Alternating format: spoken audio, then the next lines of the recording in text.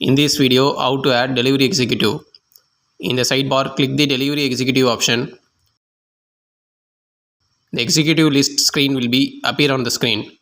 In the top right corner, click add executive button and executive details form will be appear on the screen.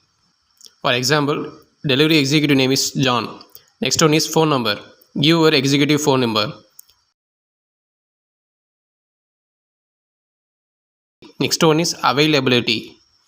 Select whether the executive is available or not. Click the save button.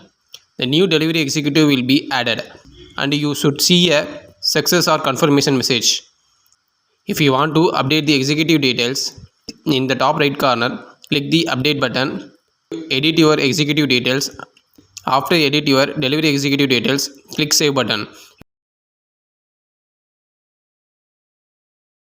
If you want to click the delivery executive, click the delete icon. Thank you.